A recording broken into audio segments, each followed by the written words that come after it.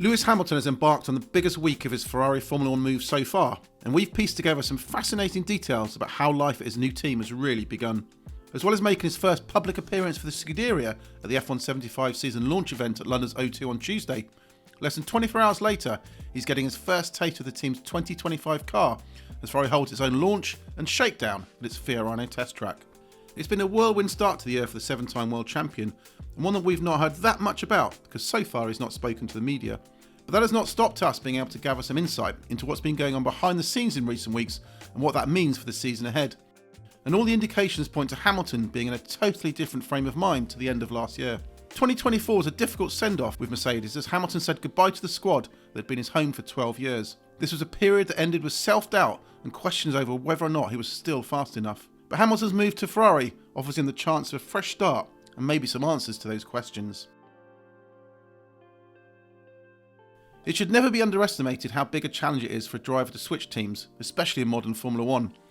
It's not just a case of getting used to a few new controls, a different steering wheel, or even an alternative design philosophy that results in the car handling a bit differently. Drivers need to get used to new ways of working, meet and greet hundreds of key staff, and understand all the internal aspects that are the ultimate key to success.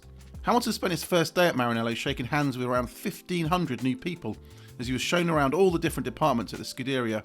While that may have meant a pretty intense day and a very tired hand at the end of it, it's one that showed him one of the key aspects that he thinks is critical to title success in the future. It is that Ferrari is the only team on the grid right now that operates out of a single campus, although Red Bull is joining that exclusive club in 2026. So whereas at previous team Mercedes it had its chassis factory at Brackley and engine facility at Brixworth, at Ferrari everything is pretty much under one roof. This has helped Hamilton get more quickly up to speed with everything and not need to worry about wasting time travelling between different buildings. In a bid to get more embedded at Ferrari, it's emerged that Hamilton has been staying in his motorhome, which he's parked at Fiorano, right next to Enzo Ferrari's famous house. Staying on site means that after his morning jog around Ferrari's test track, Hamilton has been able to keep a pretty packed schedule with all those he needs to work with. It means he can jump from meetings with his engineers, to time running in the simulator, to chats with the aero group, to get-togethers with power unit personnel, and all of this within minutes of each other. Not 1 second has been wasted. He's even been known to have lunch with engineers in his motorhome, and having everything so close at hand has accelerated that process of integration. Things have been helped too by having some familiar faces around him.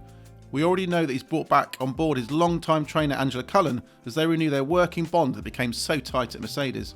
Hamilton has also known team boss Fred Vasseur since the junior single-seater days, and they've remained good friends ever since. In Vasseur, Hamilton has someone who he trusts and believes in, and his strong work ethic.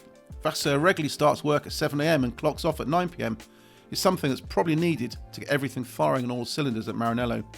Perhaps of more significance in helping Hamilton get quickly up to speed at Ferrari is that last year it captured 2 key signings from Mercedes, new deputy team principal Jerome D'Ambrosio and chassis technical director Loic Serra. Hamilton worked closely with a pair at his old team, so he knows exactly how they work, what their strengths are, and what makes them tick. Getting their feedback on the way things run at Ferrari is important, and having people whose insight he trusts can only be a good thing in pushing things forward. There's a sense for leadership structure at Ferrari that's more unified and aligned than it's been for a while, with Hamilton right in the middle of it as he knows all the key players as well. But the good start that Hamilton has made at Ferrari doesn't mean things cannot be better, and he's taken up Italian lessons to help further engage with those he's going to be working with so closely in the races ahead. No matter how positive the first few weeks have been for Hamilton at Ferrari, there's no denying that his chances of success this year will depend entirely on how competitive the team's 2025 car is. The picture of that will not become clear until the new SF25 is running out on track against the competition, so we'll have to wait until pre-season testing in Bahrain or even a season opening Australian Grand Prix to find out. However, there are some aspects to Ferrari that have already hinted at Hamilton being able to get back to his best in F1 after some difficulties last year with Mercedes. One of the areas where Hamilton has struggled most was in qualifying, as he was unable to consistently extract as much pace from the car as his teammate George Russell.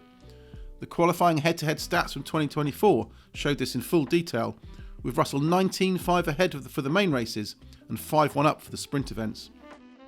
One of the explanations for Hamilton's struggles is that his natural driving style of braking super late for corners and carrying a lot more speed into the entry is not a great fit for the current generation of cars and tyres. These ground effect F1 cars are especially sensitive to ride height variations, and particularly that transition from maximum downforce at the end of straights to it falling away as they enter the corners. Things are not helped also by the 18-inch wheels, which, with a smaller, stiffer sidewall, compared to the previous generation of tyres, can be especially prone to locking up if they're treated brutally under braking. For drivers like Hamilton, who in the past have been able to extract extra lap time in qualifying from braking later and harder than their rivals, not being able to lean on that as much has proved costly. This does not mean that current cars are impossible for someone like Hamilton to be quick in. It just means that approaching the job in hand requires driving in a slightly unnatural way. On top of the generic problems a driver like Hamilton has faced with the current cars, is that the Mercedes last year was not so compliant. It suffered a fair bit of understeer in low-speed corners, which limited Hamilton's ability to attack on corner entry as he would like. Then, as the drivers tried to rotate it through the turn by stabbing at the throttle to compensate for the poor response from the front by shifting the aero balance, the rear end would then break away a bit too much for Hamilton's liking. That triggered a loss of confidence in getting the most from the car on the edge, and also escalated the rear tyre temperatures, a further element in not being able to extract more pace. Things seem to be very different at Ferrari, although it's obviously too early to say exactly how things will be for those critical qualifying moments until Hamilton has got the SF25 out there in a Q3 session. But from what he's seen so far, Hamilton has found generic car characteristics with a Ferrari that are completely different to what he experienced with the Mercedes ground effect cars. Part of that is the engine, with the mapping performance, sound and even vibrations of the power unit all a step away from what Hamilton was used to at Mercedes.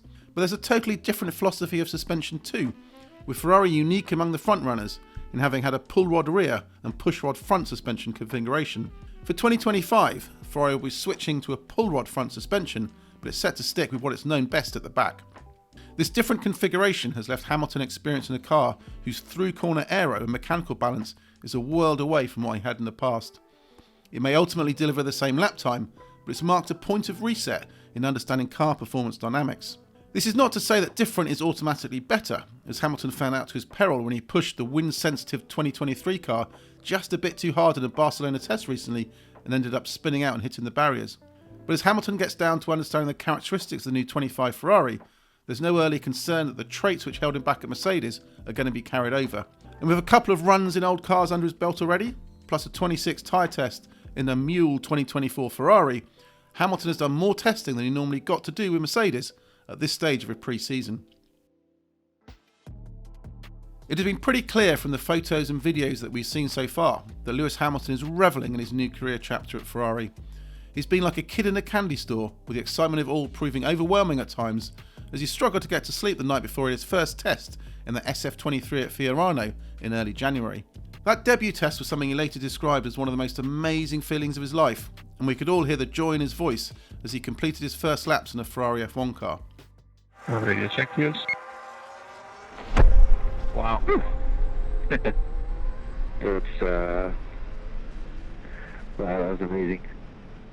There have been a few pinch me moments along the way too, like having to stop and reflect for a moment when he saw himself in the bathroom mirror, dressed in a red Ferrari overall for the first time, just prior to that debut Ferrari run. However, despite the whirlwind of emotions, he's equally adopted quite quickly to the huge attention he now gets as a Ferrari Formula 1 driver. Aware of the hundreds of tifosi that had turned up for that first Fiorano test, Hamilton made sure to make the trip down to greet them during the day, knowing full well the power that can be garnered from having the fans fully on board.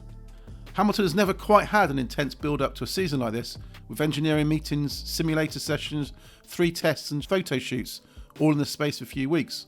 But rather than be worn down by it all after so long in F1, he's revelling in it, as those close to him say he's more motivated and committed than he's been for a very long time. Like he's found with a team and his own joy of life in a new environment, the story of Hamilton in 2025 could well be one of a clean slate opportunity to prove that he has a lot left to show in Formula 1.